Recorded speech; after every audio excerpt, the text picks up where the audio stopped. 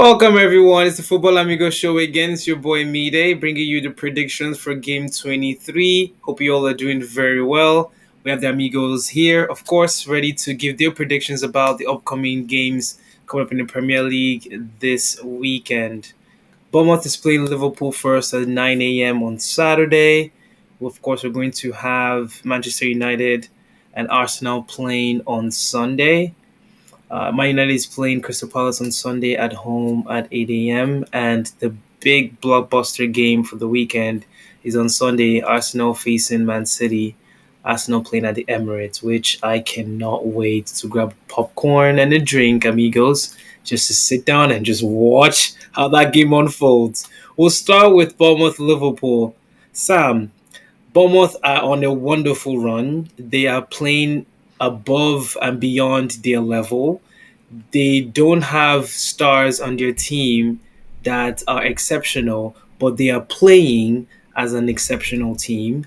They are not only scoring more than 3 goals in a game against teams, but they have a way of nullifying teams' attack even before they get to the midfield. Do you think Liverpool have enough to be able to beat Bournemouth even after everyone else has lost to them? And what will be your predictions? Absolutely. I believe Liverpool's got enough and even a lot more than Bournemouth. We're not scoring goals like them, but I think we have a better game plan. We've always had issues with Bournemouth. No, I wouldn't say always. I know there was like 2 or 3 seasons ago that Dominic Solanke gave us issues over there, like home and away. But right now, I think, despite all of their recently found success, I think we have a better chance of winning. However, I don't know how we're going to hold that boy Patrick Kluivert. Is his first name Patrick or his father was Patrick? His His father's dad is is Patrick. Patrick. Okay. Okay, What's his I, first name? I I think it's forget. Justin. Justin. Justin. Yeah, I love Patrick Kluivert, the older one, the father. So yeah, I don't know how we're gonna hold him back. He's a fantastic player. I am starting to see that now. I personally underrated him. But my prediction for that game is probably gonna be a 3-1. 3-1. Interesting. Will Nunes score again?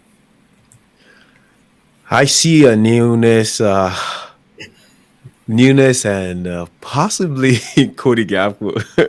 Okay, okay. Trademark Cody Yeah. Gakpo goal from the left. Okay, we'll see that. Before we move Nunes on, makes it 3-1 after we already winning the game. That's that's my interesting. yeah. That's interesting. Before we move on to the next game, Luis Diaz as a number 9. Thoughts? It's good. I like it because Cody Gakpo plays his position better than him, and they've also been switching a lot. But it's good. But I would put Jota over there anytime, any day. Sam, do you agree with the same philosophy, playing him as a 9 because there's someone else playing better in his position, or do you think he's really effective in that position? I think he's fine. He has a very dynamic movement. He is very good in duels. He is energetic. He can run the channels all day. He has a lot of qualities that mean he's going to be as successful. He might not be as productive, so he is definitely sacrificing output to be in those positions. However, I really don't think there are other players in the squad that can perform that role as effectively as he can. The only other player we can think about is Darwin Nunes, and we know how Sam feels about that. So I think for now, I think that's what they're going to go with, especially with Gapo's adaptation to playing on the left.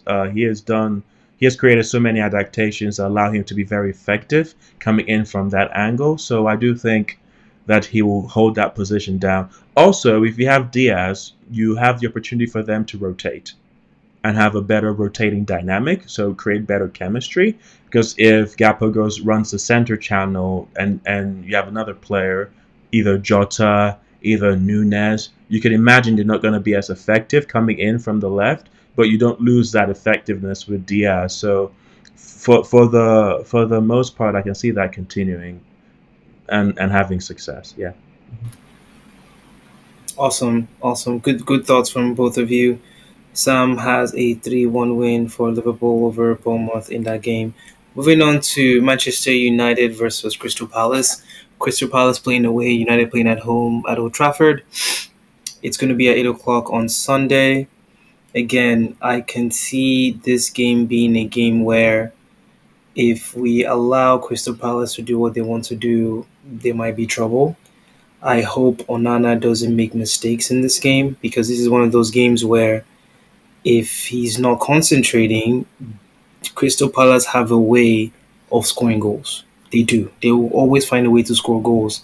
And they truly understand what Oliver Glasner wants them to do in that 1-3-4-3 formation. Ayo, we'll come from your perspective. From my perspective, I hope the game ends 2-1.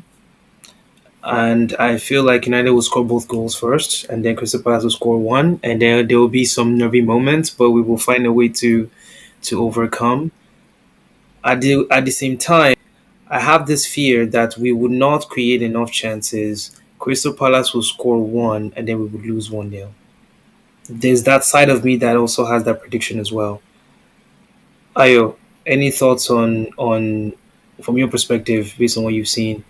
Do you think it's going to play out that way?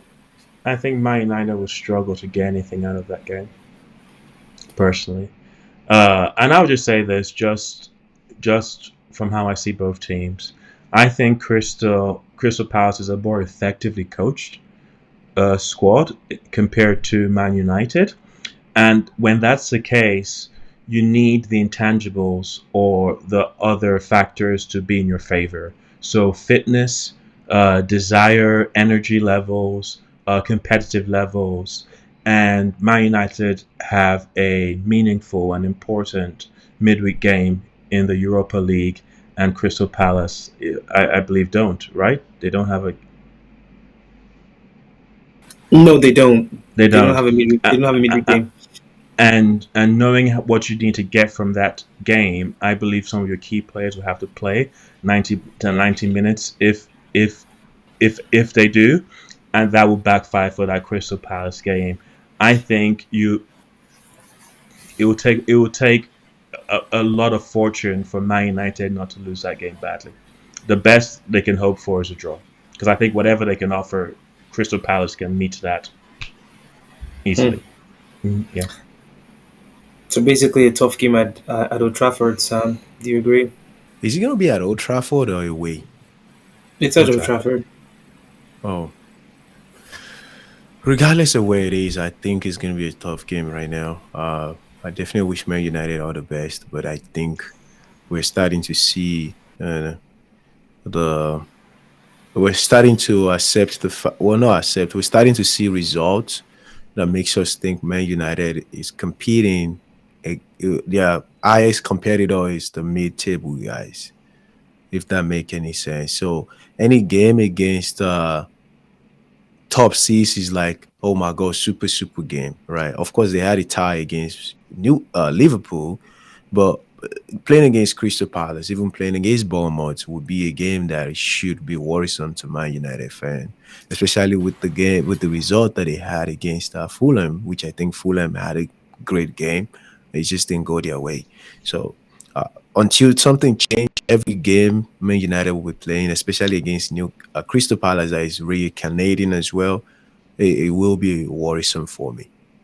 That's a damning indictment of where Manchester United really is. For us to be hearing a Liverpool fan saying when they play Bournemouth and Crystal Palace, it's a big game versus top six. That's a damning indictment of where we are, amigos. We move on. Big game for the weekend. Arsenal playing Manchester City. That is a blockbuster game if I haven't seen one. I think this game is going to end 3-2.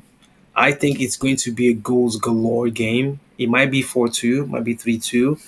I think Man City might nick it at the end, and it might be a goalkeeper fumble. So, amigo Ayo, I might need you to pray for David Raya a little bit for him to be on this top game. But I see a lot of goals in this game. Ayo, we'll start with you before we have Sam's opinion. How do you I, think Arsenal is going to set up? Go ahead. I've already started praying today. I'm ready duty for that. I'm praying for the last month seeing this game. Well, I don't have a lot of confidence that Arsenal come out on top in this game. I've been watching Man City, and yes, the holes in their game are still very clear and easy to exploit, but Arsenal don't have the tools to exploit those. We don't play a fast transition game, so that idea that they're weak to a fast transition game is almost irrelevant when it comes to us. What we tend to want to do is beat them in a more controlled game, and I don't think we have the personnel available to us for that to go in our favor. I just don't see it. And it's going to be a challenging game. Uh, Haaland is playing with a lot of intelligence and clinicality. They just signed Omar Marmoush, who every second he gains experience in the Premier League is just the death bells to every other team in the Premier League. He You played look like at he's been playing here for a while when I saw oh him yeah, play. oh yeah, it's like you can tell he just needs time. Yeah. It's not good. These are not good signs. When you see him someone arrive first game, very little training and play like that, that shouldn't be possible. I just hope it's just that adrenaline and that wears off, and then he struggles. But I still think he's animal. Honestly, he's a good yeah, player. I've seen him, but I think the Premier League has a way of clamping you down. Even earlier on, Ireland, we saw him drop at some point. So, but we'll challenge. see. Yeah, yeah. So I'm worried. The best case scenario, I see that game going to a draw. I'm more in like the 1-1, 2-2 at best. Anything more, I don't think will keep up. Like in terms of striker for striker, conversion rate versus conversion rate, I don't see us keeping up with that. So high scoring game, we definitely lose. So hopefully we can keep it to a 1-1. Best case scenario 1-0. I think we can do a 1-0. But that's me being very prayerful. Faith is the substance of things hoped for, the evidence of things not seen. I have faith in midday. 1-0, 1-0 to the Arsenal. 1-0 to the Arsenal. Yeah. Sam, before we get your thoughts, I do want you to answer this question. What's going to happen to Grealish? Man City has Mamouche, they have Doku, they have Foden. Who else do they have that can play in that position? Salvio. They already have four players in attacking positions. Where does Grealish play? He's probably gonna go on loan. To If he doesn't go on loan, they'll probably sell him to maybe Villarreal or something. I think his time is up. We all know how Pep Guardiola treats players. If you really, if you're not his fan, if you're not his favorite, and you have the opportunity to leave and you don't leave, you're just gonna get, kind of tank or slowly decline. So, and we've seen him, does that not just with Man City, even back in the days when he was coaching around the world, like Bayern, coaching Barcelona. So if you don't make the regular team and you're not performing and you don't leave when you should leave, you probably that's how your career is gonna go. Think about Yaya Toure as well. Just yeah. To answer your question, I think he will leave because he's an England player. I don't think he would contain the fact that he's sitting on the bench. And I think he's a player. It looks like a player that can be complacent, like just oh yeah, just pay me, drink some beer, I'm okay with it, with whatever position you put me on the bench. But I don't know. I think His time is up at City. I can't believe I'm saying this. Again, this is how dire we are, but I would take him at United. I would take him at United. Slot him in Would at you that He's take number him? 10 listen. position. He's still a Hmm. very intelligent player. I can see him creating. Um, yeah, he'll be more effective than Garnacho. Oh, I still think Marcus Rashford coming back into that position might be better for. I don't know. I mean, I know Rashford had he's been down the last two seasons or so, but the prime Marcus Rashford or Marcus Rashford that you can talk some sense into his head. I mean, it doesn't mean he's losing his senses, but Marcus Rashford that can be for the team and don't. get carried away by the noise, I really think it would be still dangerous right now. And that's why I'm so upset, Sam. And I'm glad you said that. This is a Marcus Rashford that if he just puts his head down, that number nine, we will give it to him because he's the only one that can actually play that number nine right now and have players around him that can create those chances for him to put the ball in the back of the net. But just because of his attitude, it's so frustrating that he's going to have to leave this club. I still don't see what the attitude is. Of course, he has to be backstage that we don't see. It comes to me as a guy that want to play for the shirt for the club, but again, coach and all the staff they see more than we see. But hey, I will say though, I think he's of a place where he probably hasn't deferred adequately to what Amarim's trying to do. And I think mhm, as a coach, that's for him. That's just not a that's a non-negotiable. I don't think yeah, he's as bad as like not playing, or that if he wasn't playing, he won't make a difference. I just think that he's not willing to change his game to the yeah. levels that Amarim requires because he doesn't have the industry that Garnacho has to cover because that midfield is too many gaps. And so if you have someone that's not covering that space, that those gaps become even more profound, and that's coming from the formation that he's going through. And so if you don't have anyone that's willing to cover those miles, you don't they can't be in a team. And I think Rashford is not willing to give those miles. Nor should he, for the style of football that he thinks he deserves to play. And what that just means is that he doesn't have space at Man United. They can't carry any passengers in any phase of the game right now, and they don't. And for where they play, they just can't. And if he cannot realize that and adapt, then, but I think he's gone. I mean, you hear the way Amarim talks about him. No coach talks about a player that he has plans for in that vein. You know the comment of him willing to play goalkeepers on his bench rather than have Rashford there is like he's out the door. But the problem with him though is he's on £350,000, and there is no team in this world that would pay £350 a week to this version of Rashford. The Rashford two seasons ago maybe they could have been conned into doing that, but not right now. I'm hearing rumors that he's going to get a pay cut for him to make a move. So we'll see how the last 2 weeks of the transfer window closes out. Sam, your predictions: Arsenal versus Man City. I don't see a lot of goals in that game. I think it's gonna be a battle. Arsenal is gonna use a lot more energy than City because City is gonna come on top of Arsenal and trying to do everything. But unlike your thoughts, Mide, about the goalkeeper, I think goalkeeper is gonna try a lot on that day, and it will save Arsenal a lot. But I can see Phil Foden just getting that one ball in about 80 something minutes, and that's how they win the game. Yeah. But I He's see found Joe. really good form.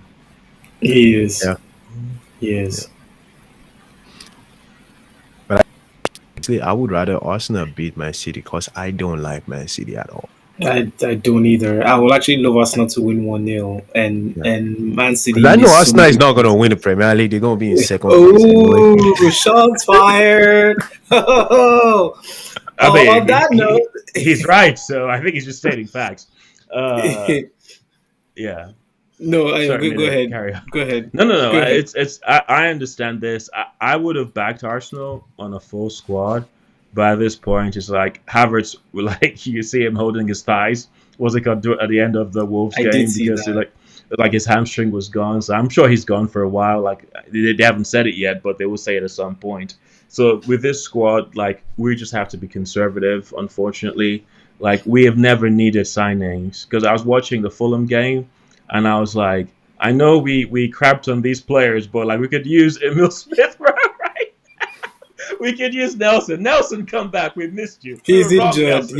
He's coming back. He's coming I back know. mid February. Yeah, Yeah, you never know, right? Sterling might step up in this game. he might have a point to prove. Aya doesn't Uh, think so. dude, I thought it was a steal paying him 50K a week to come and play for us, and now I know we've been robbed by Chelsea.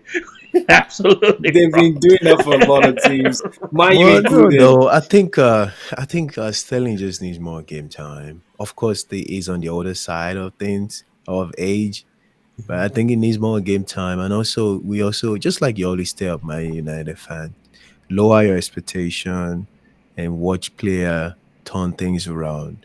I think that's kind of the same way I see Nunes now. Like, I'm not gonna call him out. I'm not gonna do all of these things. But hey, it's good for rotational sake. You know, if he does wonders, he does it. You know, so Beep, beep, beep, beep, beep, beep. Sam's backtracking after two Uh, goals he scored. we need to Beep, get hey, it's like not. a beep, clip, beep, like beep. No, make we a have to go back to montage. some of our show. You We gotta have to make go a back. montage for all the comments. I'm not gonna Hey, lie. If see, someone see. comes in like Rashford and he begs for forgiveness and he comes in and scores two goals after three games, I might start to do the same thing as Sam is doing. But Ayo, go hey, ahead though, before you hey, wrap up. hey. Sam. Release the original Sam. Where is he? We'll pay the ransom. Who are you? Who are you and what have you done to our Sam? Eh?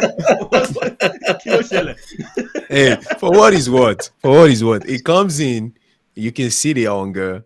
And I have to say, even before the two goals, I like that he's giving the strikers the opportunity to get arrested. And when it comes in, even though he doesn't score, he misses chances still. He still give the opponent some level of work to do. And to Oh be yeah. fair to him, he's very good at tracking back. You know, he's hungry. So yeah, I'm backtracked a little bit, but I'm starting to have trust in my players more. This wasn't the reaction A in the little beginning bit, of the season. a little bit, me day. He backtracked a little bit, just a little bit. He backtracked. This Oh man man. just scaled the Grand Canyon. They say he backtracked a little bit. I remember his Amigos, come reaction. save me. I Save me remember from his this man. reaction. I remember his reaction against Nunes when he was absolutely against the dude. All of a sudden, Sir. he has scored three goals. It's like Nunes, he works hard. He will track back. Yeah. Hey, Uh, Save me, we are amigos. fans. That's why Amigos. we're fans. That's why we're Have fans. mercy. We will change our minds. We just want the players to do well, no matter how off the field issues they may have. On that note, amigos, like, share, and subscribe. Let us know your comments and your predictions for week and for game 23.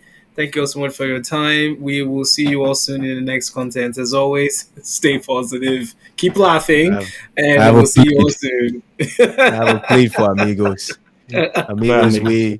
we need more subscribers. Let's share, like, please subscribe so we can grow. Please, let's Yes, get a couple please. more subscribers. All right, thank you Absolutely. as always, our great host, and I wish Arsenal the best this next game. Thank you, sir. Alrighty. If only we had Nunes.